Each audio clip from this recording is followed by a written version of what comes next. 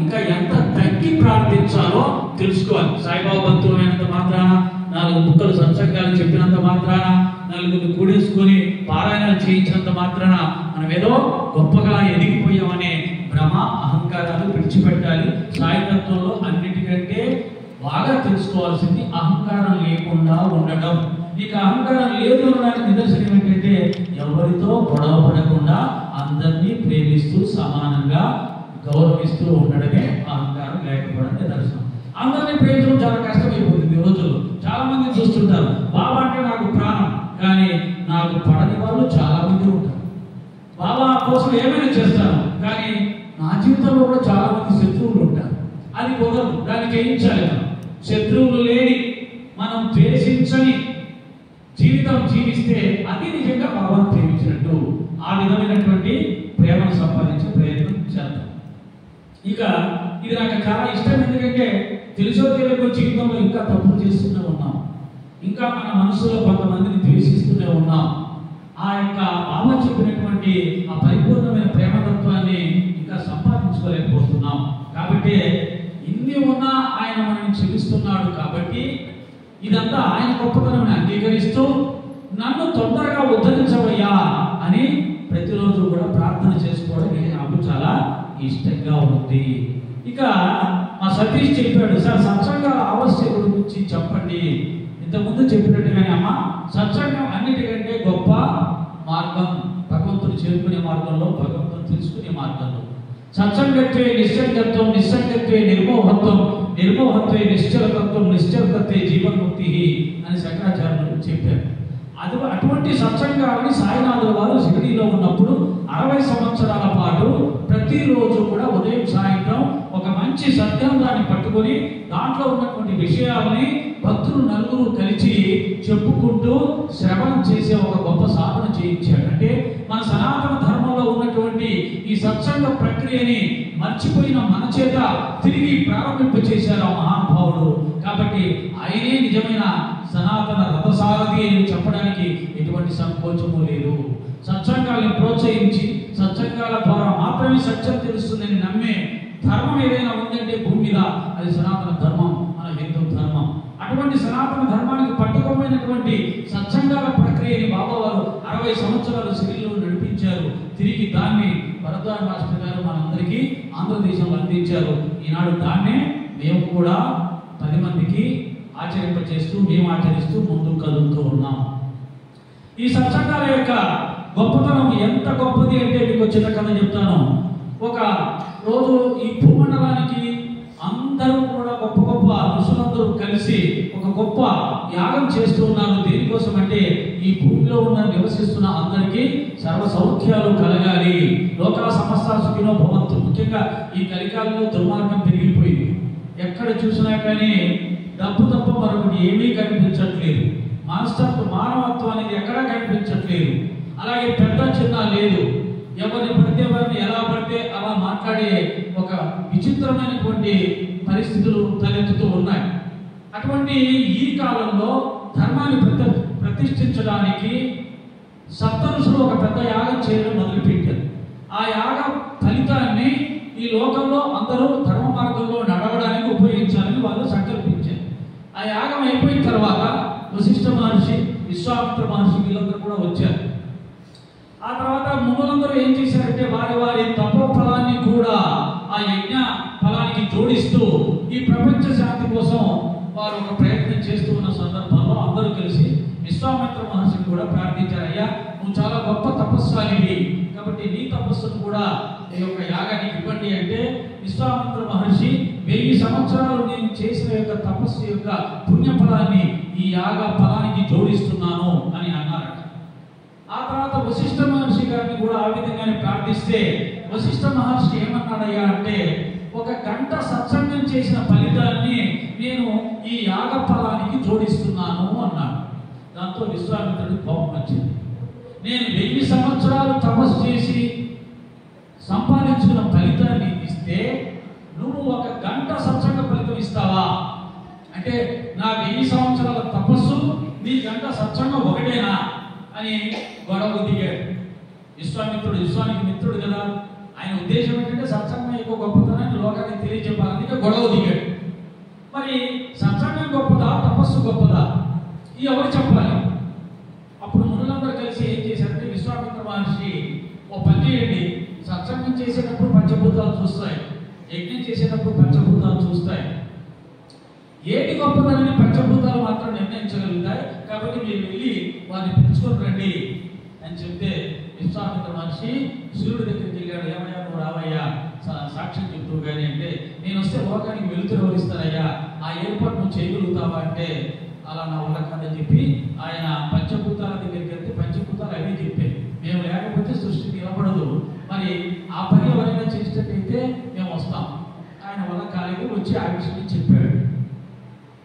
ఆ పంచభూతాలు వాళ్ళ ఉద్యోగాలలో ఉన్నారు, వాళ్ళకు లీవ్ దొరకదంట రావడానికి, కాబట్టి వాళ్ళు రాలేదు. మరి ఎలాగా? వశిష్ఠ మహర్షి మీరు ప్రయత్నం చేయండి పంపించారు. వశిష్ఠ మహాముని వెళ్ళాడు మహర్షి గారు. సూర్యుడు రమ్మంటే అదే చెప్పాడు. అప్పుడు సూర్యుడు ఏం చేశాడు, ఒక గంట సత్సంగ ఫలితాన్ని ఒక పెద్ద శక్తిగా మరొక సూర్యుడిగా సృష్టించి అక్కడ దాన్ని పెట్టి సూర్యుడిని తీసుకొని వచ్చాడు. అలాగే ఆయన యొక్క ఆ సత్సంగ ఫలితాన్ని ఒక శక్తులుగా పంచభూతాలుగా సృష్టించి తిరిగి ఆ ప్రదేశాల్లో పెట్టి ఆ 5 మందిని తీసుకొని వచ్చారు. దాంతో విశ్వామిత్రుడికి ఇంకా ఎవరు చెప్పాల్సిన అవసరం లేదు. ఎందుకని సత్సంగమే గొప్పదని చెప్పిన వశిష్ఠుడేమో పంచభూతాలను తీసుకొని వచ్చాడు, తపస్సు గొప్పదని చెప్పిన విశ్వామిత్రుడు తీసుకురాలేకపోయాడు. కాబట్టి సత్సంగమే గొప్పదని విశ్వామిత్రుడు అంగీకరించవలసి వచ్చింది. కాబట్టి సత్సంగం అనేది తపస్సు కన్నా కూడా చాలా గొప్పది అని ఇక్కడ విశ్వామిత్ర మహాముని తెలియచెప్పడం జరిగింది. మరొక కథ మీ అందరికీ తెలిసి ఉండొచ్చు. నారదుడు నారాయణ దగ్గరికి వెళ్ళాడు. ఏమయ్యా నారాయణ, సత్సంగం యొక్క గొప్పతనం ఏమిటి తెలుసుకోవాలనుకుంటున్నాను, నిన్ను దయచేసి మీరు చెప్పండి నాకు అంటే, నారాయణ ఏమన్నాడంటే, అదిగో పలానా చెన్నూరులో ఒక పేడ పురుగు ఉంది, ఆ పేడ పురుగును అడుగు నీకు చెప్తుంది అన్నాడు. సరే స్వామి చెప్పాడు కదా అని చెప్పి నాకు పేడ పురుగు దగ్గరికి వచ్చాడు. పేడ పురుగా సత్సంగం యొక్క గొప్పతనం ఏంటో చెప్పు అడిగిన వెంటనే అది పుట్టుకుని చచ్చిపోయింది. ఏం చేయాలో అర్థం కాలేదు. మళ్ళీ నారాయణ దగ్గరికి వచ్చాడు. స్వామి పేడ పురుగును అడిగాను, నేను అడిగిన వెంటనే చచ్చిపోయింది. అవునా, సరే ఇంకో పని చేయి, అక్కడ ఆ చెట్టు మీద ఒక పక్షి ఉంది, ఆ పక్షి దగ్గరికి వెళ్ళి అడుగు అని చెప్తుంది. ఆ పక్షి దగ్గరికి వచ్చాడు. ఓ పక్షి సత్సంగం యొక్క గొప్పతనం ఏంటో చెప్పు అని కూడా చెప్పాడు. మళ్ళీ వచ్చాడు. స్వామి ఏం అర్థం కావట్లేదు, నేను అడిగిన వెంటనే చచ్చిపోతున్నాయి, ఏంటి ఎందుకు ఇలా జరుగుతుందంటే, పర్వాలేదు ఈసారి ఇంకొక ప్రయత్నం చేయి. ఏమిటి అంటే, ఒక లేగ దూడ ఇప్పుడే పుట్టింది, దాని దగ్గరికి వెళ్ళాడు, చెప్తుంది ఖచ్చితంగా. అక్కడికి ఆ లేగ దూడ అడిగాడు, లేగ దూడ సత్సంగం యొక్క గొప్పతనం ఏమిటి అని కూడా చెప్పాడు. మళ్ళీ వచ్చాడు. స్వామి ఈసారన్నా కరెక్ట్గా చెప్పండి, నేను అడిగిన చోటుకల్లా వెళ్ళి వెంటనే చనిపోతూ ఉంటే నాకు పాపం చుట్టుకుంటుంది అనిపిస్తుంది అని అడిగినప్పుడు, ఇప్పుడు అలా కాదు, నేను ఖచ్చితంగా చెప్తుంది, పలానా రాజుగారి ఇంట్లో ఇప్పుడే రాజుగారి భార్య ప్రసవించింది, ఆ బిడ్డను పోయాడు అని చెప్తే, స్వామి ఈసారి మాత్రం ఆ పిల్లవాడు చనిపోతే రాజుగారు నన్ను బంధించి జైల్లో పెడతాడు, కాబట్టి ఏదన్నా నన్ను ఇబ్బంది పెట్టడానికి మీరు నన్ను ఇలా చేయట్లేదు కదా అని అడిగాడు. ఏం లేదయ్యా, ఈసారి నీ కోరిక తీరుతుంది పో అన్నాడు. అప్పుడు వెళ్ళి ఆ తొట్టెలో ఉయ్యాల ఉంటున్న పిల్లవాడిని, బాబు సత్సంగం యొక్క గొప్పతనం ఏమిటి అంటే, అప్పుడు ఆ పిల్లవాడు నవ్వుతూ చెప్తాడు, ఇంకా నీకు తెలియలేదా సత్సంగం యొక్క గొప్పతనం? పేడ పురుగుగా ఉన్నప్పుడు నువ్వు నన్ను అడిగిన వెంటనే నేను చనిపోయాను, ఆ తర్వాత పక్షి జన్మ ఎత్తాను, పక్షి జన్మ ఎత్తినప్పుడు మీరు వచ్చి నన్ను అడిగిన వెంటనే చనిపోయాను, తిరిగి నేను లేగదోడగా పుట్టాను, మళ్ళీ మీరు వచ్చి అడిగిన వెంటనే నేను అక్కడ చనిపోయి మనిషి జన్మ ఎత్తాను. అంటే సత్సంగం అంటే ఏంటి అంటే, మొట్టమొదటి అర్థం సత్పురుషులు, ఉత్తమ పురుషులు, ఉత్తమ భక్తులు, గురువులు, తపస్సంపన్నులు, వీరిని సత్పురుషులు అంటారు. వారితో కలిసి జీవించడాన్ని సత్సంగం, మహాత్ములతో కలిసి జీవించడాన్ని సత్సంగం అంటారు. మహాత్ముల దర్శనం సత్సంగం అంటారు. అది లభించినప్పుడు ఇలాంటి బాబా గారి జీవిత చరిత్రలను, సద్గ్రంథాలను పఠిస్తూ అందులో చెప్పబడిన మంచి విషయాలని మననం చేసుకుంటూ ఉండేదాన్ని సత్సంగం. మొట్టమొదటి సత్సంగం, ఉత్తమ సత్సంగం. అలాంటి మహాత్ములు ఎక్కడైనా ఉంటే వారిని దర్శించి వారితో కొంతకాలం జీవించి వారి జీవన విధానాన్ని గమనించి వారిలాగా మనం కూడా తయారవ్వాలి అని సంకల్పం చేసుకుంటే దానివల్ల మనం ఉద్ధరించబడతాం. అది ఉత్తమ సత్సంగం.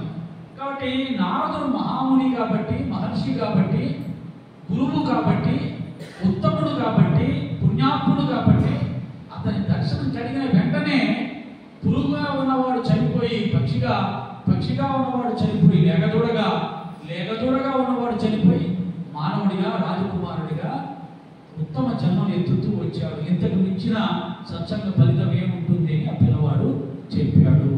మనకు దీని ద్వారా, ఈ కథ ద్వారా, సచ్చరిత్రలో ఉన్న మరొక కథ ద్వారా 84 లక్షల జీవరాశుల్లో మానవుడు ఉత్తముడు అని చెప్తారు. ఆ ఉత్తమమైన మానవ జన్మ నుంచి కనుక పతనమైపోయి ఒక్కసారి వేరే జన్మకు వెళ్తే టోటల్గా 84 లక్షల జన్మలు ఎత్తిన తర్వాతనే మళ్ళీ మానవ జన్మకు రావడం జరుగుతుందంట. ఆ మానవ జన్మకు రావడానికి ముందు ఖచ్చితంగా ప్రతి ఒక్కరూ గోవు రూపంలో జన్మించాల్సిందే. అంటే అన్నిటికంటే పవిత్రమైనటువంటి జంతువుగా మనం గోమాతను భావిస్తాం, సకల దేవతా స్వరూపిణిగా. కానీ గోమాత కంటే కూడా ఉత్తమ జన్మగా మానవ జన్మే చెప్పం. కాబట్టి ఇక్కడ గోధువుడుగా పుట్టిన తర్వాత మానవ జన్మ వచ్చింది. సచ్చరిత్రలో కూడా మనకు కాపాడే భార్య విషయంలో బాబా చెబుతూ ఆమె గోవుగా జన్మించి తర్వాత వైశ్యుడి ఇంట్లో జన్మించినట్టుగా బాబా చెప్తాడు. ఈ రెండు మనం పోల్చి చూసినప్పుడు గోవు జన్మ తర్వాత మానవ జన్మ వస్తుంది. చూడండి, సకల దేవతలు గోవులో ఉన్నాయని మనం గోమాతను పూజిస్తాం. దానికంటే గొప్ప జన్మైన మానవ జన్మ ఎత్తాము. కానీ పూజలు అందుకునే స్థాయిలో మనం జీవిస్తున్నామా? గోమాతను పూజిస్తారు కానీ మనం ఎవరైనా పూజిస్తారా?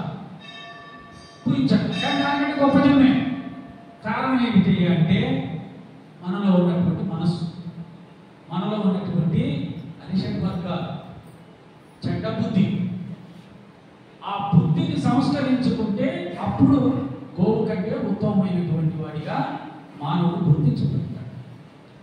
ఆ స్థాయి ఒక మానవుడికి మాత్రమే ఉండదు. చూడండి, గోమాత కూడా నువ్వే గడ్డి పెట్టాలి, ఆహారం పెట్టాలి.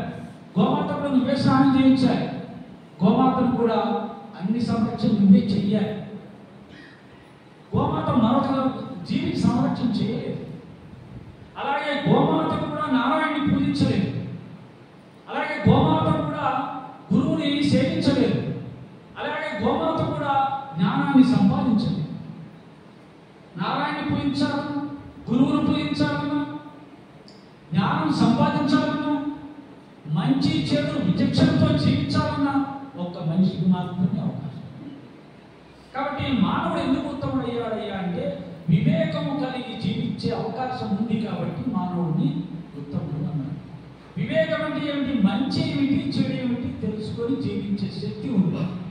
నిజానికి 100కి 90 మంది మంచి చెడు తెలుసుకోకుండానే జీవిస్తున్నాం. మంచి చెడు తెలుసుకొని మంచిని మాత్రమే ఆచరిస్తూ చెడుని వదిలివేయాలనే వివేకము లేకుండా జీవిస్తున్నాం. లేకపోతే ఈ సమాజంలో ఇంత అస్తవ్యస్తం ఉండదు. సమాజంలో ఇన్ని మెడికల్ షాపులు ఉండవు. మెడికల్ షాప్ రెండో అర్థంగా తీసుకోండి. మెడికల్ షాపులు రెండో అర్థంగా తీసుకోండి. అన్ని షాపులు ఉండవు. ఎందుకని? ఆ మెడిసిన్ అనేది ఆరోగ్యాన్ని చెడగొడుతుందని తెలిసినా మన వాళ్ళందరూ అక్కడ క్యూ కట్టినట్టుగా ఇంకెక్కడా క్యూ కట్టరు. మరి వివేకం ఉందా? వివేకం ఉంటే చేస్తారా పని? చెయ్యరు. ఈ ఒక్కటి చాలు. మానవుడు వివేకరహితంగా జీవిస్తున్నాడు ఈనాటి సమాజంలోని. కాబట్టి వివేకం లేకుండా ఎవరైతే జీవిస్తారో వారు మనుష్యుడిగా గుర్తించబడడు శాస్త్రం దృష్టిలో. కేవలం వివేకం కలిగి మంచి చెడు తెలుసుకొని మంచిని మాత్రమే ఆచరిస్తూ చెడును వదిలేసి జీవించేది ఎవరైతే జీవిస్తుంటారో వారిని మాత్రమే మనుషులుగా శాస్త్రం చెబుతుంది. నిజంగా మనుష్యుడు పొందే ఉత్తమ ఫలితాలు కూడా అటువంటి వివేకవంతుడే పొందుతాడు తప్ప వివేకహీనుడు పొందడు. అలాగే ఒక మనిషిని ద్వేషించడం, ఒక మనిషి మీద కోపాన్ని ప్రదర్శించడం, ఇష్టం వచ్చినట్టుగా మాట్లాడడం, ఒక మనిషిని చూసి ఈర్ష్యపడ్డం, అవతల వాళ్ళ గురించి 24 గంటలు తప్పులు చెప్తూ చాడీలు చెప్తూ జీవించడం, అవతల వాళ్ళకి నష్టం కష్టం కలిగితే ఆనందించే మనస్తత్వం ఉండడం, మనం ఆర్థికంగా వెతకడానికి ఎన్ని తప్పులైనా ఎన్ని మోసాలైనా చేస్తూ జీవించడం, ఇవన్నీ కూడా వివేకహీనమైనటువంటి పనులు. ఈ పనులు ఎవరైతే చేస్తున్నారో వారెవరు కూడా మానవులుగా శాస్త్రం అంగీకరించట్లేదు. దానికంటే జంతు జన్మే చాలా ఉత్తమం. ఇటువంటి విషయాలు తెలియజెప్పేదే సత్సంగం. అప్పుడే మనకు మన జీవితంలో ఎలా జీవించాలో తెలుసుకొని జీవిస్తాం. ఇంకెక్కడ అవకాశం ఉండదు. భజన చేస్తాం ఒక గంట, ఆ భజనలో ఏది మంచో ఏది చెడో తెలుసుకునే అవకాశం ఉండదు.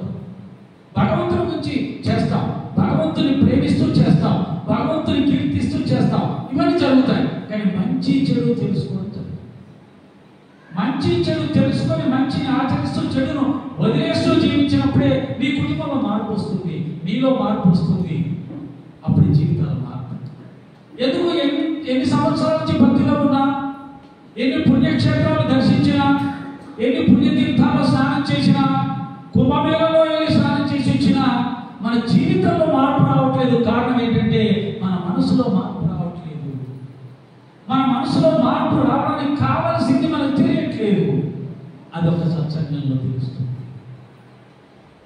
అది సత్సంగం ప్రాధాన్యత అని మీకు తెలియజేస్తూ,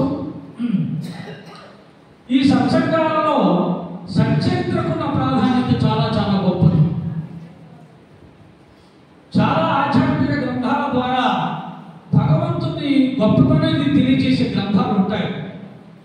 భగవంతుని చేరుకోవడానికి చేయవలసిన సాధనల గురించి తెలియజేసే గ్రంథాలు ఉంటాయి. భగవంతుని యొక్క లీలల గురించి తెలియజేసే గ్రంథాలు ఉంటాయి. భగవంతుని మహిమను తెలియజేసే గ్రంథాలు ఉంటాయి. కానీ మన బుద్ధిని మార్చే గ్రంథాలు చాలా తక్కువ ఉంటాయి. ఆత్మ యొక్క లక్షణాలు గొప్పగా వర్ణించే గ్రంథాలు ఉంటాయి, శ్లోకాలు ఉంటాయి. ఆత్మ అంత గొప్పది, ఇంత గొప్పది, దానికి ఆకారం లేదు, రూపం లేదు, నామం లేదు, అది కోటి సూర్య ప్రకాశంతో ప్రకాశిస్తూ ఉంటుంది, అంతలా వ్యాపించి ఉంటుంది, అందరిలోనూ ఉంటుంది, గొప్ప ఆత్మ స్వరూపంగా ఉంటుంది. ఇవన్నీ చెప్పచ్చు. ఇవన్నీ ఏంటంటే నేల విడిచి సాము చేసిన చందాన ఉంటుంది. ఆత్మ ఎంత గొప్పదైనా కావచ్చు, కానీ ఆ ఆత్మను పొందే లక్షణాలు ఏమిటి అని చెప్పకుండా నువ్వు ఆత్మ గొప్పతనం చెప్తే లాభం లేదు. అటువంటి ఆత్మ లక్షణాలను పొందాలి అంటే, ఆత్మను దర్శించాలి అంటే, గురువు అనుగ్రహం పొందాలి అంటే, ఆధ్యాత్మిక మార్గంలో ఉన్నతిని సాధించాలి అంటే ముందు నీలో ఉన్నటువంటి కొన్ని దుర్గుణాలను, బలహీనతలను తొలగించుకుంటే తప్ప అది సాధ్యం కాదు. అసలు ఆ గుణాలు ఏమిటో తెలుసుకోవాలి కదా. అలాంటి గుణాలను ఎత్తి చూపించగలిగినటువంటి ఏకైక గ్రంథం, పవిత్ర గ్రంథం శ్రీ సాయి సచ్చరిత్ర. అందుకనే మా బాగా చెప్తుంటారు, సచ్చరిత్రలో ఏముంటుంది అని. తీసుకొని చెప్పండి.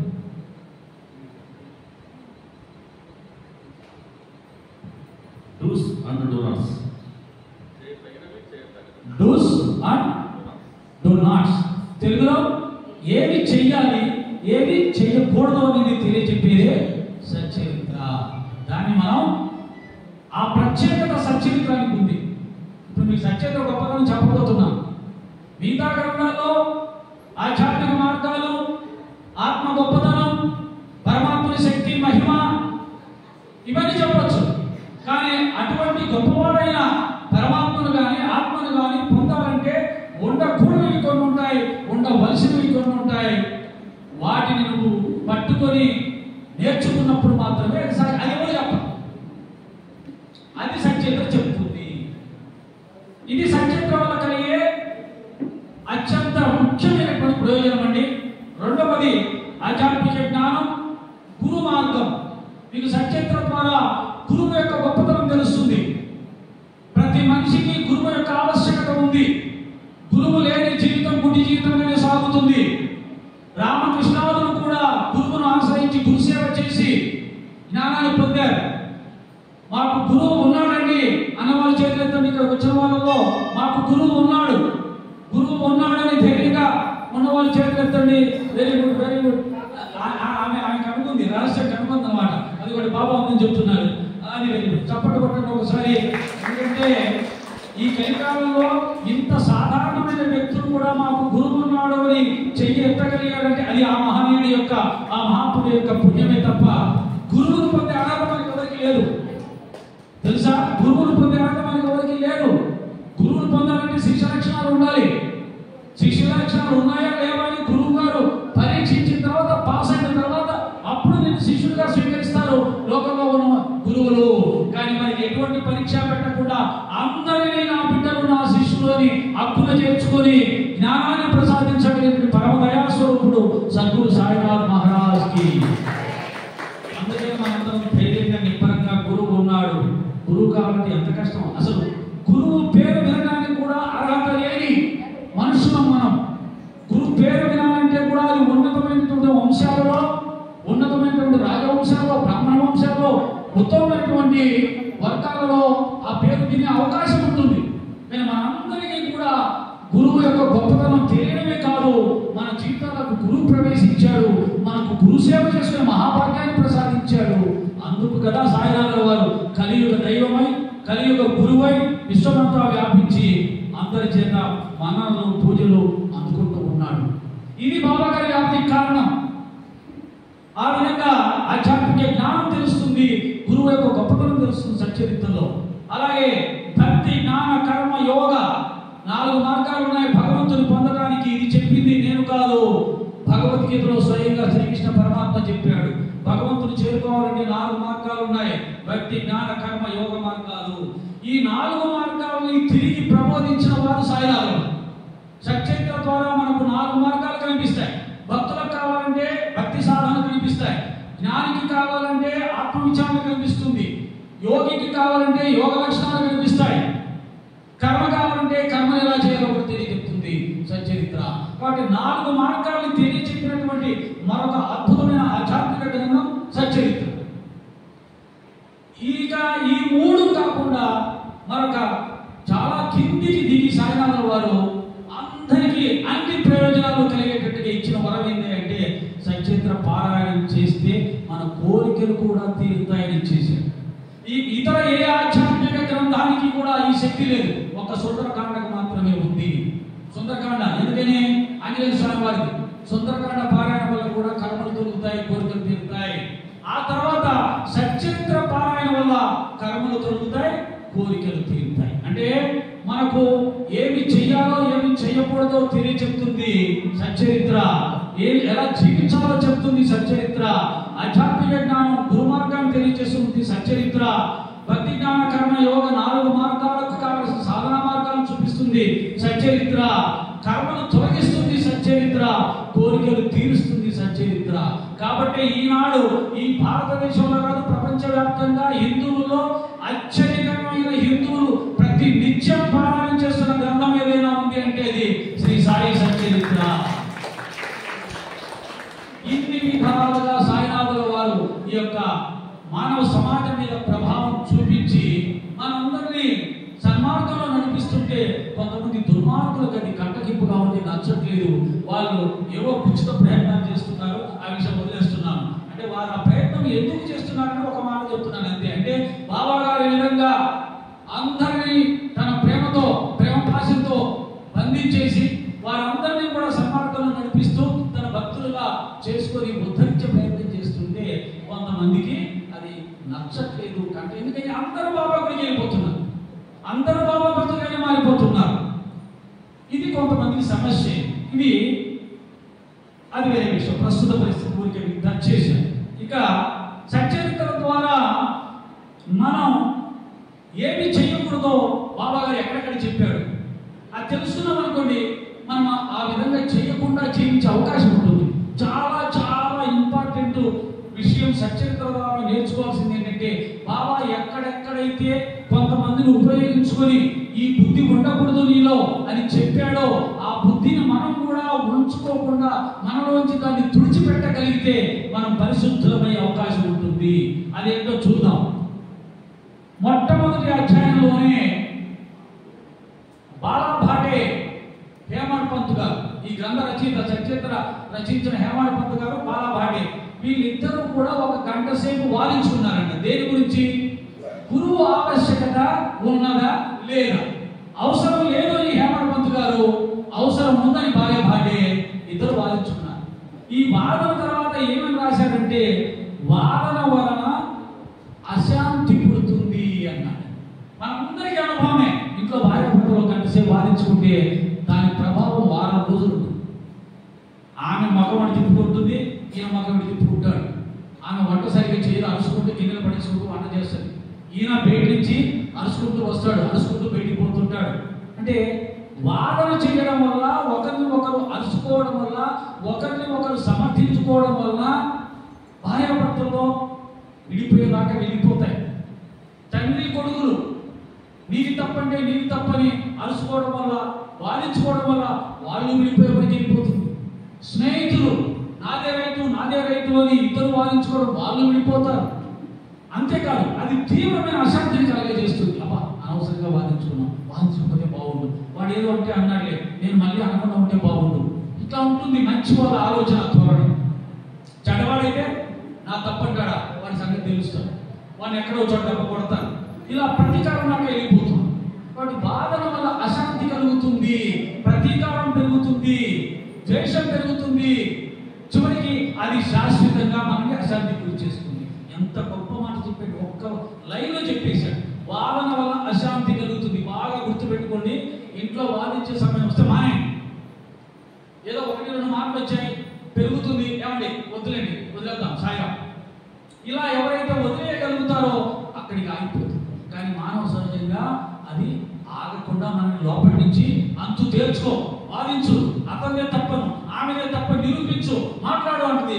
దానివల్ల పడ్డామంటే నాశనం అయిపోతాం. కాబట్టి వాదన జీవితంలో ఎవరితో చేయొద్దు అనేది గుర్తుపెట్టు. ఇది గొప్ప సత్యం. విచిత్రం ఏంటంటే గురువు అవసరమే లేదని వాదించింది ఎవరు? హేమాడ్ పంత్. ఆయన చేత బాబా గారు ఏం చేయించాడు తెలుసా? గురువు తప్ప ప్రపంచంలో మరొక గొప్పతనం ఏదీ లేదు. దేవుడు కూడా గురువు కన్నా కూడా గొప్పవాడు కాదు.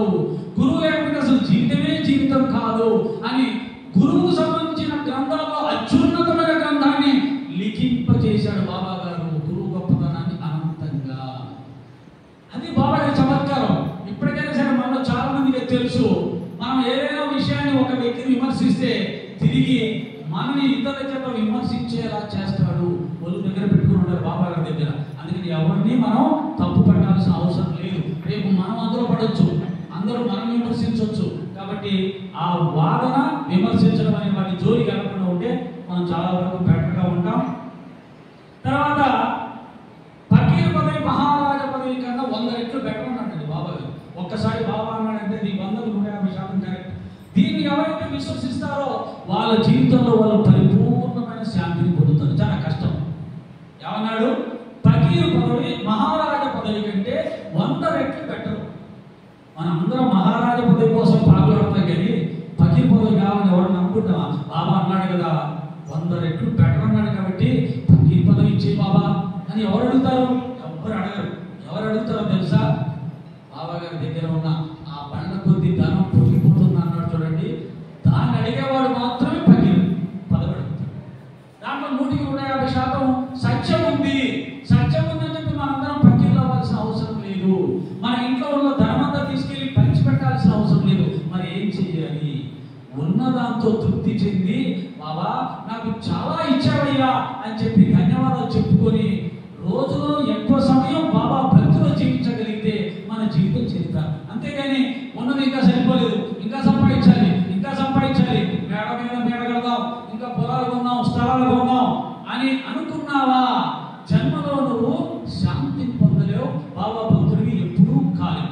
కాబట్టి బాబా చెప్పిన దాన్ని మనం ఎలా చేసుకోవాలంటే ఉన్నదాంతో తృప్తి చెందుదాం, అంతే. ఇక్కడ ఆగిపోతే చాలు, మన జీవితం ధన్యం. అలాగే సరే, ఇది పెద్దగా అయినా కానీ అర్థం చేసుకుంటారు. ఇది కూడా 16వ అధ్యాయంలోనే ఉంది. బుద్ధి అనే రథసారథిని ఉపయోగించి మనస్సు అనే కళ్యాణను పట్టుకొని 5 ఇంద్రియాలనే గుర్రాలను తన ఇష్టం వచ్చినట్టుగా చక్కగా ఎవరైతే నడపగలుగుతారో వారి రథం గమ్యస్థానానికి సక్రమంగా చేరుతుంది. ఈ ఇంద్రియాలు గుర్రాలు, వాటిని నడిపించేది మనస్సు. ఇంద్రియాలు ఏమంటాడు? కళ్ళతోటి టీవీ చూడు, సెల్ ఫోన్ చూడు, టీవీ చూడు, సెల్ ఫోన్ చూడు అంటా ఉంటాయి. చూస్తూనే ఉంటే నాశనం. సీరియల్ చూడు, ఇంకంతే. పూజ టైం అయినా సరే ఇది సీరియల్ అయిపోయింది చూద్దాం. ఇలాగా టీవీ, సెల్ ఫోన్కి జీవితాన్ని అంకితం చేస్తూ ఉన్నాం. ఆ గుర్రాన్ని, ఈ ఇంద్రియమైన గుర్రాన్ని మనస్సు అనే కళ్ళంతో బుద్ధితోటి లాగి, ఇది టైం వేస్ట్ కార్యక్రమం, టైం అయింది, గురుసేవను మించింది లేదు కాబట్టి అది అక్కడ పడేసే, నీకు పుణ్యం ఇచ్చినా పురుషార్థం ఇచ్చినా కాపాడినా బాబా గారు కాపాడతారు కానీ టీవీ సీరియల్ కాపాడతారా అని వివేకంతో ఆలోచించి బాబాకు మొట్టమొదటి ప్రాధాన్యత ఎవరైతే ఇస్తారో వారు వివేకవంతులు, బుద్ధిమంతులు. కాబట్టి ఈ విధంగా బుద్ధి అనే రథ సారథితో మనస్సు అనే కళ్యాణాలను పట్టుకొని ఇంద్రియాలనే గుర్రాలను శుభ్రమైన మార్గంలో, పుణ్యవంతమైన మార్గంలో, పుణ్య కార్యాల వైపు ఎవరైతే నడిపిస్తారో వారు భక్తులుగా విజయం సాధిస్తారు తప్ప వాటి మానాన్ని బట్టి వదిలేసి తినడం వల్ల తింటూ పోతూ, తాగడం వల్ల తాగుతూ పోతూ చెత్తా చెదరంతా నేను మొన్ననే ఇలా చెప్పకూడదు. ఓకే, వదిలేద్దాం. ఎందుకంటే ఈ మధ్యకాలంలో మంచి మంచి శుభకార్యాలండి. నిజంగానే శ్రీరామనవమి కార్యక్రమంలో కూడా పాడకూడని పాటలు, పెట్టకూడని పాటలు, చేయకూడని డ్యాన్సులు పెట్టించేసి కార్యక్రమాలు చేస్తున్నారు. ఊళ్ళలో, మందిరాలలో దసరా ఉత్సవాలు, శ్రీరామ ఉత్సవాల్లో పాటలు పెట్టి, డ్యాన్సులు పెట్టి, చెత్త చెత్త పాటలు పెట్టేసుకొని దైవ కార్యాల సందర్భాల్లో కూడా ఇలా చేస్తున్నారు. ఇది మన ఇంద్రియాలను ఎలా పడితే గాలి వదిలేసిన పద్ధతిలో జరిగే కార్యక్రమాలు. దురదృష్టం ఏంటంటే మందిరాలలో కూడా అలా ప్రవర్తించేలా మన మనస్సు ఇష్టారాజ్యంగా పోతుంది అంటే ఇక ఈ సమాజాన్ని ఎవరూ కాపాడలేరు అని కూడా మనకు తెలుస్తుంది. అలాగే సచరిత్రలో లాలా లక్ష్మీచంద్ అనే పేరు విని ఉంటారు. బాబా గారి చేత షిరిడీకి లాగబడినటువంటి పిచ్చుకలు అనే కథలో వస్తుంది. లాలా లక్ష్మీచంద్ విషయంలో బాబా ఒక మాట అంటాడు. అతను ఏం చేస్తాడు? వచ్చేటప్పుడు ట్రైన్లో మీలాంటి భక్తులతో మాట్లాడుతూ, బాబా గారిని మీరు చూసారా? బాబా గారు ఎలా ఉంటారు? బాబా గారు బాగా మహిమలు చూపిస్తారా? వరాలు ఇస్తాడా? మంచి ప్రసాదాలు పెడతాడా? మంచి కథలు చెప్తాడా? ఇలా రకరకాల బాబా గారి నుంచి సమాచారం సేకరిస్తుంటారు మా పిచ్చయ్య గారు. వివరాలను సేకరిస్తూ ఉన్నాడు. వచ్చిన తర్వాత బాబా అంటాడు, చక్కని వాడు దారిలో భజన చేశాడు. నన్ను గురించి ఇతరులను అడగడం ఎందుకు? ఏదైనా కళ్ళతో చూసి నిర్ణయించాలి అంటాడు. ఇది మాకు గుర్తుపెట్టుకోండి. ఎందుకంటే ఎవరైనా ఒకరు వచ్చి మాకు విషయం చెప్తే పలానా ఆయన ఇలా అంట, అవునా? అయ్యయ్యో నిజంగానే వాడు అటువంటి వాడే. పలానా ఆమె ఇటువంటిదంటే అవును నేను అప్పుడే అనుకున్నాను అని చెప్పేసి మనం మాటకు మాట కలిపేసి వాళ్ళతో పాటు మనం తానంటే తందాన అంటాం. ఇది మంచిది కాదు. బాబా చెప్పాడు. ఏం చెప్పాడు? ఏదైనా కళ్ళతో చూసి నిర్ణయించింది. ఉదాహరణకు చెప్తారు, సత్యసాయిబాబా గారు మహాపురుషుడు, సిద్ధపురుషుడు, లోకమున్న అంగీకరించింది. ఆయన మనం చూడాలి. కానీ చాలా మంది ఆయన గురించి వ్యాపించినటువంటి ప్రచారాలు ఏవైతే ఉన్నాయో ఆ ప్రచారాన్ని నమ్ముతూ తానంటే తందాన కొడుతూ స్వామి ఇలా అంట కదా, ఆ స్వామి అలా అంట కదా అని అలాంటి ఎన్నో రకాల చెడు ప్రచారాన్ని నమ్మిన వాళ్ళు, ప్రచారం చేసిన వాళ్ళు ఉన్నారు. ఇది నాకు స్ట్రైక్ అయింది. ఓహో, బాబా చెప్పింది ఏమన్నాడంటే ఏదైనా కళ్ళతో చూడు అన్నాడు. నేను కళ్ళతో చూశాను. అనంతపురం వెళ్ళి ఆ స్వామి పుట్టపర్తికి కళ్ళతో 7 సార్లు చూశాను. నా అభిప్రాయం మారింది. కాబట్టి ఏదైనా సరే కళ్ళతో చూడకుండా అవతల మనిషి మన చెవిలో వేస్తే దాన్ని నమ్మవాకండి. దాన్నే చాడీలు చెప్పేవాడు అంటారు, చాడీలు వినేవాడు అంటారు. ఇది కనుక పోతే మనం చాలా నిక్కచ్చిగా నిజాయితీగా జీవించే అవకాశం ఉంటుంది. అమాయకులకు అన్యాయం జరగకుండా ఉంటే చెప్పుడు మాటలు వేసేసి యాక్షన్ తీసుకొని చాలా మందిని దూరం పెట్టే వాళ్ళు ఉన్నారు. పెద్ద పెద్ద వాళ్ళు, పెద్ద పెద్ద అధికారులు కూడా, మంత్రులు కూడా చెప్పిన మాటలు విని చాలా మంది మంచి వాళ్ళని దూరం పెట్టిన వాళ్ళు ఉన్నారు. తర్వాత వాళ్ళు అన్ని విధాలా చెడిపోయిన వాళ్ళు ఉన్నారు. కాబట్టి ఎంత గొప్ప సందేశం అండి. చిన్న మాట లాలా లక్ష్మీచంద్కి ఏదైనా మన కళ్ళతో చూసి నిర్ణయించాలి. ఇది ఒక్కటి బాగా గుర్తుపెట్టుకుంటే చెడు ప్రచారాన్ని మనం వినే అవకాశం ఉండదు. చెప్పేవాడు కూడా మానుకుంటాడు. అలాగే పనులలో భక్తుడు తన స్నేహితుల గురించి ఇతరుల దగ్గర మాట్లాడుతూ, అలాగే మనం కూడా మతాల గురించి మాట్లాడుకుంటాం. క్రీస్తు అలా అంట, లేకపోతే అలా ఇలా అంట, లేకపోతే ఈయన ఇలా అన్న ఇలా అని మతాల గురించి, రాజకీయాల గురించి, ఈ ఎవరి పట్ల వాళ్ళ గురించి మాట్లాడుకోవడానికి ఇంకేది అడ్డం ఉండదు. మాట్లాడేసుకుంటూ వాళ్ళు విమర్శించుకుంటూ ఉంటాం. వాళ్ళలో ఉన్న మంచి చెడు మాట్లాడేస్తాం. మనకు ఒక మనిషి నచ్చకపోతే ఆ మనిషిలో ఉన్న చెడు అంతా కట్ చేస్తాం, కానీ ఆ మనిషిలో కూడా కొన్ని మంచి లక్షణాలు ఉంటాయి, వాటిని మాత్రం అస్సలు చెప్పం. అదే ఇక్కడ బాబా చెప్పాడు. నాకు నచ్చింది ఏంటంటే, బాబా అక్కడ ఉన్న ఒక పదం ఏమన్నాడంటే, అతని మిత్రులలోని మంచిని విడిచిపెట్టి చెడును మాత్రమే మాట్లాడుతూ ఉన్నాడు అతను. అది తప్పు పెట్టాడు. కాబట్టి మనం ఏం నేర్చుకోవాలంటే, ఒక మంచిని నిష్పాక్షికంగా మనం చెప్పాలి అంటే, వాళ్ళలో ఉన్న చెడు లక్షణాలు చెప్పడం, మంచి కూడా చెప్పు. అతని వల్ల ఈ మంచి కూడా జరిగింది అని చెప్పు. నువ్వు గొప్పవాడి అవుతావు, నిజాధిపతుడు అవుతావు అని చెప్పరాదు. కేవలం మనం టీవీ సీరియల్ చూస్తే తెలుసుకోవాలి. టీవీ సీరియల్ కాదు, టీవీ చర్చలో కొంతమంది ఇద్దరు రాజకీయ పార్టీ వాళ్ళు కూర్చుంటారు. ఇక ఈ రాజకీయ పార్టీ వాడు ఆ రాజకీయ పార్టీని మొత్తం తప్పే అంటాడు, తిడతాడే తప్ప వాళ్ళు చేసిన ఒక్క మంచి పనిని కూడా, మంచి కూడా చేశారండి మీరు, ఈ రెండు మంచి చేశారు, కానీ ఇది బాగోలేదు, నిజంగా బాగలేదని బాగున్నదాన్ని మెచ్చుకుని ఈ వాతావరణం ఉంటే రాజకీయాలు బాగుపడే, రాజకీయాలు బాగుపడితే మనం కూడా బాగుపడాలి. యథాయ తథా ప్రజ. కాబట్టి రాజకీయ నాయకులు, పెద్దలు కనుక మంచి చెడు విచక్షణ శుభ్రంగా ఒక న్యాయమూర్తి లాగా కనుక వాళ్ళు మాట్లాడగలిగితే మనం కూడా వాళ్ళ దగ్గర నేర్చుకుంటాం. అలా లేదు, అది బాబాకి నచ్చాలి. అందుకని ఆ వ్యక్తిని బాబా గారు ఎదురుపడ్డప్పుడు బాబా ఎవరిని అంత సీరియస్గా తిట్టాల, అంత సీరియస్గా చెప్పాలి. ఎప్పుడు బాబా ఎవరికి గట్టిగా చెప్పడం, ఇది నువ్వు ఖచ్చితంగా ఆచరించాలి అని చెప్పడం, జస్ట్ చెప్పి వదిలేస్తాడు, నీ కర్మ ఆచరించలేకపోతే లేదు. కానీ ఇతర విషయంలో మాత్రం ఏమన్నాడంటే, అరే అబ్బాయి ఆ పద్ధతి చూడు, అశుద్ధాన్ని అది ఎంత ప్రీతితో తింటుందో,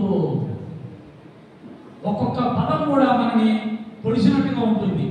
అశుద్ధాన్ని పంది ప్రీతితో తినకపోతే వద్దంటుందా, దాని ఆహారం ఉంది కాబట్టి ప్రీతితోనే తింటుంది. నువ్వు కూడా అలాగే నీ మిత్రుల్లోని మంచిని విడిచిపెట్టి చెడును మాత్రమే నలుగురు దగ్గర ఎత్తి చూపిస్తున్నావు. ఆ పందికి నీకు తేడా ఏముంది? నీలాంటి వాడికి షిరిడి ఏం ఉపయోగపడుతుంది అన్నాడు. షిరిడి అంటే బాబా. బాబా మాత్రం ఏం ఉపయోగపడతాడు? అందరిని ఉద్ధరించడానికి వచ్చాను, పాపాత్మను కూడా ఉద్ధరించడానికి వచ్చాను. కానీ పదులలోని మంచిని విడిచిపెట్టి చెడును మాత్రమే విమర్శించేవాడిని బాబా కూడా ఉద్ధరించడానికి స్వయంగా చెప్పాడు. ఎందుకంటే ఈ దుర్గుణం చాలా మందిలో ఉంటుందండి. ఇతరుల గురించి మాట్లాడకుండా మానవుడి జీవితం గడవడం దుర్లభం. అంత బలహీనంగా ఉంటాం. మనం పక్క ఇంటి వారి గురించి మాట్లాడకుండా, మన కుటుంబం గురించి మాట్లాడకుండా, బంధుమిత్రుల గురించి మాట్లాడకుండా, స్నేహితుల గురించి మాట్లాడకుండా, స్వామీజుల గురించి మాట్లాడకుండా ఎలా ఉంటాం? అసలు రోజు గడవడం కష్టం, అంత దాంతోనే గడుస్తుంటుంది. కాబట్టి ప్రతి మనిషిలో ఉండే బలహీనత ఇది. కాబట్టి ఇది పోగొడితే తప్ప లాభం లేదు. మనిషి సంస్కరించబడడం అని చెప్పి బాబా గారు దానికి చాలా ప్రాధాన్యత ఇచ్చాడు. ఒక్కరోజు ట్రై చేయండి. ఎవరి గురించి మాట్లాడకూడదు, మనం ఎవరిలో ఉన్న తప్పులు మనం ఎత్తకూడదు. ఎంత కష్టమో, కానీ ఇది చాలా గొప్ప సాధన అవుతుంది. ఇక్కడే ఇంతవరకు ఏ గురువు చెప్పిన ఒక అద్భుతమైనటువంటి మెసేజ్ ఇచ్చాడు. ఏంటి అంటే, నిన్ను ఎవరైతే తిట్టాడో, ఎవరైతే నిన్ను విమర్శించాడో, ఎవరైతే నిన్ను తప్పు పట్టాడో వాడికి నువ్వు కృతజ్ఞుడవై జీవించు అన్నాడు. ఒక మాట నన్ను అంటే తప్పు పడితే మంచివాడిని అయితే 2 మాటలు పడతాను, 3 మాటలు పడతాను, 4వ మాటకి నాకు కూడా పౌరుషం వస్తుంది. అక్కడి నుంచి ఏం చేస్తాను? మీలో ఉన్న తప్పులన్నీ నేను తీరం మొదలు పెడతాను. నువ్వేమన్నా సొక్కమా, నువ్వు మాత్రమే తప్పు చేయలేదా, నీలో ఈ బుద్ధి లేదా, నన్ను అంటావా అని భర్త అయినా, భార్య అయినా, అత్త అయినా, కోళ్ళైనా, పక్కింటైనా, ఎవరైనా సరే 2 మాటలు అన్నాక 4వ మాట నుంచి మనం మొదలు పెడతాం. కానీ బాబా ఏమంటాడంటే, అలా వద్దు. నిన్ను ఎవరైతే తప్పు పట్టారో, విమర్శించారో వారికి నువ్వు కృతజ్ఞతలు చెప్పు అన్నాడు. అసలు సాధ్యమైన, అది సాధ్యమైతే అందరూ మహాత్ములే. అత్త కోడలు తిరుగుతుంది, నువ్వు అట్లాంటిదివే, నువ్వు ఇట్లాంటిదివే, నాకు టయానికి అన్నం పెట్టావు, నాకు టయానికి ఏం చేయవు, మీ వంశం అటువంటిది అని అన్నప్పుడు కోడలు, అత్త నీకు ధన్యవాదాలు అక్క, చాలా థ్యాంక్స్, నన్ను తిడుతున్నావు, నాలో ఉన్నవి లేని గుణాలన్నీ నువ్వే చెప్తున్నావు, సంతోషం, సాయిరాం అత్తయ్య అంటే ఇంకేమంటుంది? నెక్స్ట్ ఏమంటే చెప్పండి. నాకు ఏమనలేదు. ఈమె మళ్ళా మొదలు పెట్టింది అనుకో, మీరు మాత్రమే కరెక్టా, మీ అసలు మా నాన్న మీకు ఇవ్వకూడదని అనుకున్నారు, కానీ ఏదో వాళ్ళు వచ్చి చెప్తే ఏదో సరే ఇచ్చారు అని ఈయన మొదలు పెడతారు. ఇలా చెప్పుకుంటాను. మళ్ళీ ఈయన ఆఫీస్ నుంచి వస్తాడు, పాపం అలసిపోయి ఆయన వస్తాడు. ఆయన వచ్చిన తర్వాత వెంటనే ఆయన మీద పడతారు. ఇద్దరు కలిసి ఆయన తలకాయ తింటారు, వాడు పారిపోతాడు. లేదా కొండెక్కి వెంకటేశ్వర సీల్ అయిపోవాలి. అలా ఉంటుంది పరిస్థితి. ఇది అందుకనే బాబా గారు ఏం చెప్పారంటే, తిట్టిన వాడికి తిట్టబడిన వాడు ఎవరైతే తిట్టించుకున్నారో వాళ్ళు కృతజ్ఞులై ఉండాలంట, వారికి ధన్యవాదాలు చెప్పాలంట. బాబా చేసి చూపించాడు. బాబా ఏది కూడా ఊరికే ఉపన్యాసం ఇవ్వాలా, ఆచరించి చూపించాడు. బాబా గారిని బాబా భార్య అతను ఇందాక చెప్పిన అతను ఎప్పుడూ కూడా విమర్శించేవాడు. ఆ వచ్చిపోయే వాళ్ళందరికీ చాడీలు చెప్పేవాడు, నీచంగా చెప్పేవాడు. అటువంటి బాలే వాడే బాబా దగ్గరికి వచ్చి పాదాల మీద పడి నన్ను క్షమించండి, అతని మీద ఒక వస్త్రం కప్పి అతను మహాభక్తుడిగా తీర్చిదిద్దాడు. దీని గురించే సాయిబాబా స్థావరంలో దాసరమాలో గొప్ప వాక్యం రాస్తాడు. దేవుడి కంటే మహాత్ములు, సిద్ధ పురుషులు, గురువులు చాలా గొప్పవాళ్ళు. ఎందుకంటే దేవుడు తప్పు చేసిన వాడిని శిక్షిస్తాడు. రావణాసురుడు, హిరణ్యకశిపుడు దేవుడిని ద్వేషించడం వల్ల సంహరించబడ్డారు. కానీ సత్పురుషులు అలా ఎవరిని కూడా ఎప్పుడూ పనిష్ చేయలేదు, శిక్షించలేదు. ఇంకా గొప్ప విషయం ఏంటంటే, ఎవరైతే మహాపాపులు ఉంటారో, చెడ్డవారు ఉంటారో, తప్పు చేస్తుంటారో, దుర్మార్గులు ఉంటారో వారినే సత్పురుషులు ఎక్కువగా ప్రేమిస్తారట. అది సత్పురుషుల గొప్పతనం. ఆ విధంగా సాయినాథ వారు కూడా తనని ద్వేషించిన వాళ్ళని, తన మీద తప్పుడు ప్రచారం చేసిన వారిని ప్రేమించి చూపించాడు, ఉద్ధరించి చూపించాడు. మీ అందరికీ తెలుసు, సచిత్ర చదివే వారికి జవహర్ అలీ అనే కపట గురువు వచ్చేసేసి బాబా గారిని, ఈ బాబా నా శిష్యుడు అంటే బాబా కాదల్లా, వెంటనే వెళ్ళిపోయి ఆయనకి శిష్యులాగా ఉండి సేవ చేశాడు. నాకు చాలా బాగా నచ్చింది. దీన్ని కోయిషన్ చేస్తూ సత్సంగంలో ఎప్పుడు చెప్పిస్తుంటాడు బాబా. తాళి కట్టిన భర్త, తాళి కట్టించుకున్న భార్య ఇద్దరు అన్యోన్యంగా దాంపత్యం చేశారు. 20-30 సంవత్సరాల నుంచి చేస్తూ ఉన్నారు. నీవు లేక నేను లేవు, నేను లేక నీవు లేవు అని పాటలు పాడుకున్నారు. కానీ ఎప్పుడన్నా ఒక గొడవ వచ్చేసి భర్త భార్యను, భార్య భర్తను ఒక 10 నిమిషాలు తిడితే, అర్థం చేసుకోలేక అపార్థం చేసుకొని తిడితే వాళ్ళిద్దరూ ఎంత గొప్ప గొడవ పడతారండి. నాకు అనిపిస్తుంది, ఏ సంబంధం లేని జవహర్లాల్ వచ్చి మన శిష్యుడు అంటే యస్పాసన పుట్టి వెళ్ళిపోయి సేవ చేశాడే. ఇంత సంబంధం, అనుబంధం, ప్రేమానుబంధాలు పెంచుకున్నటువంటి భార్యాభర్తలు, భర్త ఒక మాట అంటే భార్య భర్త పడట్లేదే, పెద్ద శత్రువులాగా, బద్ధ శత్రువులాగా కొట్లాడుకుంటారే. ఇది బాబా చూపించాడు. ఇదిగో చూడండి, ఏ సంబంధం లేని జవహర్లాల్కి నేను తల వంచుకొని సేవ చేశాను. మీ నాన్న ఒక మాట అంటే కొడుకు పడట్లేదు, కొడుకు మాట అంటే తండ్రి పడట్లేదు, భర్త, భార్య, అత్త, కోడలు, మీకు మీ బంధాలు ఉన్నాయి, అనుబంధాలు ఉన్నాయి, ఎన్నో సంవత్సరాల సంబంధం ఉంది మీకు. కానీ ఒక మాట అంటే పడట్లేదు. ఇది తప్పు, ఇది అహంకారంలోంచి వస్తుంది. ఇది అహంకార లక్షణం. నన్నంటావా, అత్త అంటావా, కోడలు అంటావా, నేను భర్త అంటావా, నేను నేను నేను అని మనలో నేను ఎగిరి పడుతుంది. అదే అహంకారం. బాబా అహంకారాన్ని తీసే మూలం ఏంటంటే మూలాజ్ఞానం అంటారు దీన్ని. మూల అజ్ఞానం. నేను అనే దాన్ని ఎవడైతే తీసేసుకోగలుగుతాడో ఇక వాడిని జయించిన వాడు లేడు. వాడిని ఎవరు ఏమి చేయలేరు. అదే అన్నిటికీ కారణం నేను, నాది. నేను వచ్చినట్టు నాది వస్తుంది. నేను నాది, నేను నాది. ఆ నేను తీసే ఉన్నాం. కాబట్టి మనం బాబా గారి యొక్క అత్యంత గొప్ప ముఖ్యమైనటువంటి ప్రభావాల్లో ఈ అహంకారం కూడా. నువ్వు ఎవరి మీద ఎగిరావు గుర్తుపెట్టుకో, తప్పు ఆమె కాదు, నీది. నీలో ఇంకా అహంకారం. నువ్వు ఎవరైనా తప్పు పడుతున్నావు గుర్తుపెట్టుకో, తప్పు నీది. నీకేదో నష్టం జరిగింది, వాడి వల్ల జరిగింది, నీదే. నీలో అహంకారం ఉంది, వాడనదు. ఈ కర్మే కారణం. కాబట్టి టోటల్గా నువ్వు బాగుపడ్డా చెడిపోయినా నువ్వే కారణం తప్ప ఇతరులు కాదు. ఆ నేనే కారణమయ్యా అంటే నీలో ఇంకా అహం పెట్టుకున్నావు, అహంకారం ఉంచుకున్నావు. అహం తొలగిస్తే ఏమీ లేవు, బాబాకి ఏమీ లేవు. బాబా అందుకనే నేను మీ అసంతంలో ఒక పురుగుని, మీ సేవకుని, మీ పాదదర్శనంతో నా జీవితం పునీతమైంది అన్నాడు. ఎవరు? రాజాదిరాజు, యోగిరాజు, పరబ్రహ్మ సాయిబాబా. అంత కిందికి మనం దిగిపోతే ఎవరినైనా తప్పు పట్టగలమా? ఎవరినైనా ఫలిత మాట అనగలమా? ఎవరితోనైనా గొడవ పడగలమా? ఇలాంటి గుణాలను ఎన్నో ఎన్నో ఎన్నో నేర్పించారు సచిత్రులు. చాలా చాలా ఉన్నాయి. పరుల లోపాలు రెచ్చొద్దు, త్రికరణ శుద్ధిని సాధించాలి. మనసులో ఏదైతే ఉందో అదే పైకి మాట్లాడాలి. మనసులో ఒకటి పెట్టుకుని పైకి ఒకటి మాట్లాడద్దు. కానీ ఇప్పుడున్న సమాజంలో ఎవరితోనో మనకు అవసరం ఉందంటే పక్కనేమో వాళ్ళని తిడతాం, వాడు అటువంటి వాడు అటువంటిది అస్సలు మంచిది కాదు వదిన, అక్కడిది ఇక్కడిది. ఆమెతో అవసరం పడింది, మళ్ళీ వచ్చి వదిన అసలు నువ్వు కాబట్టి ఇక్కడ ఉంటున్నావు, ఎంత మంచిది అని. మీరు సార్ మీరు లేకపోతే అసలు ఇది నియోజకవర్గం ఎక్కడుంది సార్, మీరు మహాత్ములు సార్. ఎన్నోసార్లు విమర్శించుంటాడు, పక్కన పోయి అవసరానికి వచ్చి అవసరం మాటలు మాట్లాడతాడు. ఇది సహజంగా సమాజంలో మన అందరం ఆచరించే విధానమే.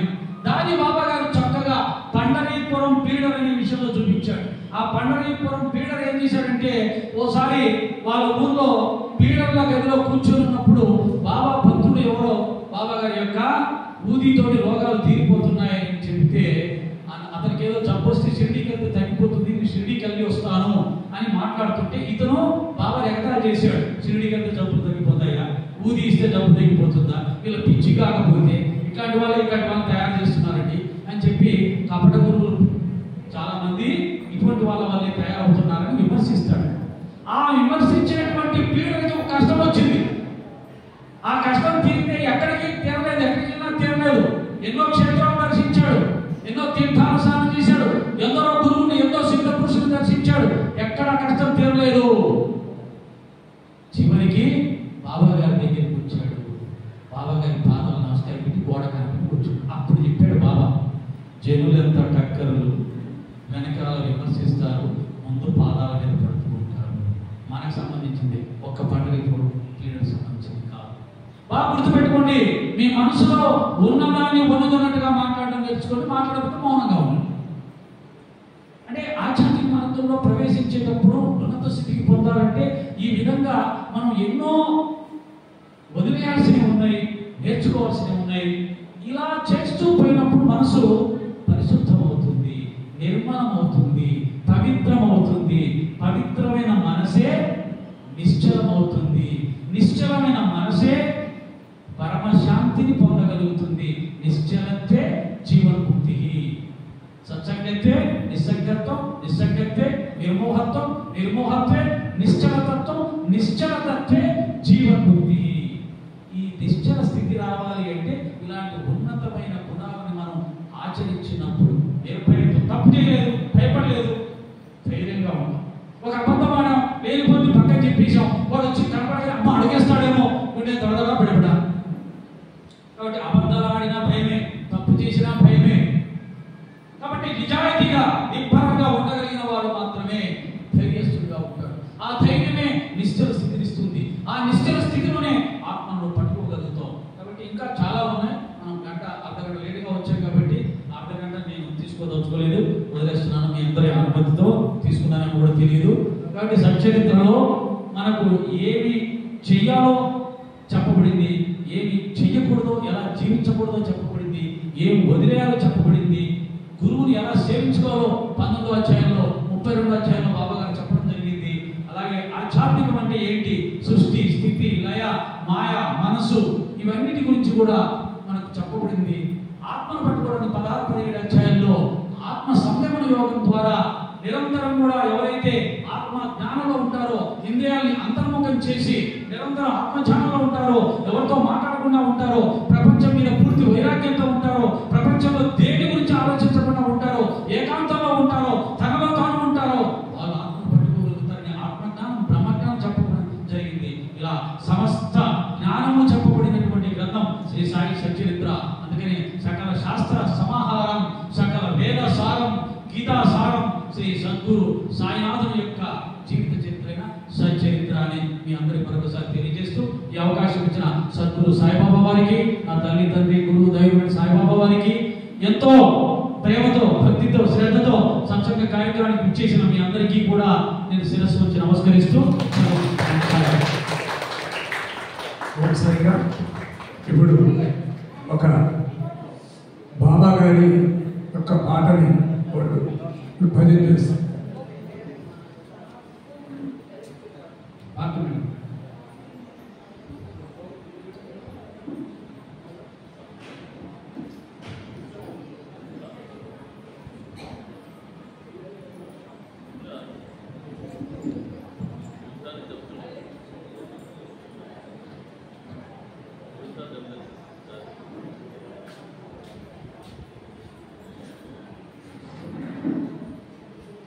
साईनाथ महाराज की